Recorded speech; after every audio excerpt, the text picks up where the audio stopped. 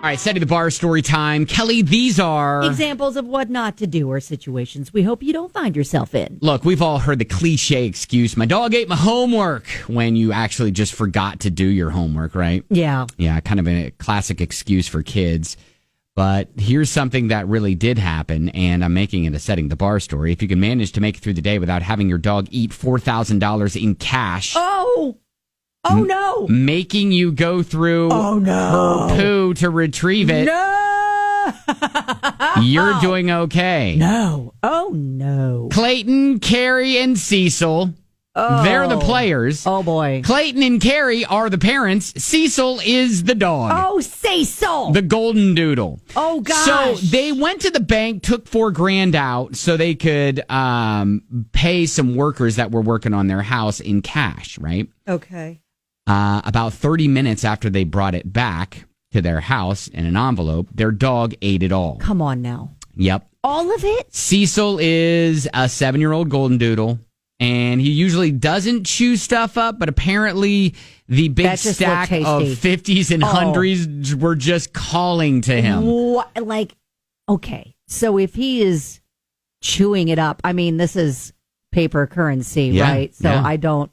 How is it? Is it going to be intact when it comes back out? So, that sinking feeling in your gut when you kind of walk over, you're like, hey, Cecil, what are you chewing on? Oh, my gosh. Wow. So the the good news is they got most of their money back. Did they? They were able to get most of their money back. Are you the kidding? Bad news is they had to sift through the feces. Oh, wow. And that means they had to go through and pick up after Cecil went out and used the restroom. Yeah. And then pick the individual pieces out, wash it off, and then piece them together like a puzzle. Oh, wow. So they were able to banks are able to exchange money that's been torn. If you have the serial number? As long as the serial number and most of the bill is still intact. So they taped it, as many of them up as they could,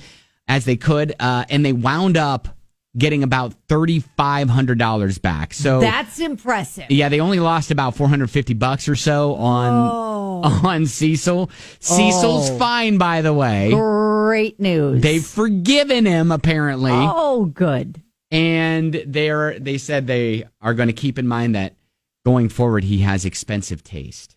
Okay.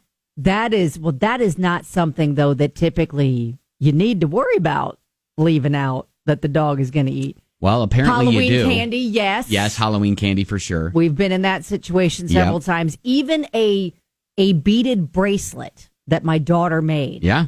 That was sacrificed as well one time. Yep. Didn't think had to worry about that, but that looked tasty one day. Yeah, well, $4,000 in an envelope was too much for Cecil to resist. Oh. And he had his way with the 50s and the 100s. Did they say how long it took and how many times they had to sift through the doo-doo to get $3,500 back?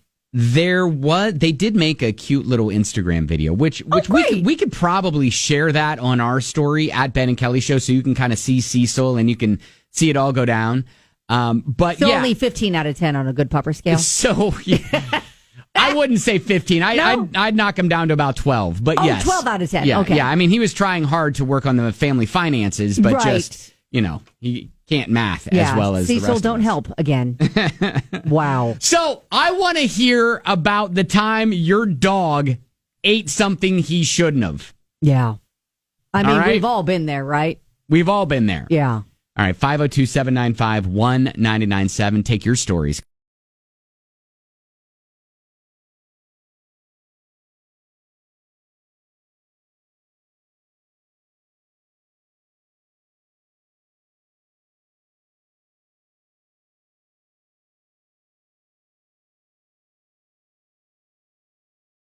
Coming up here next.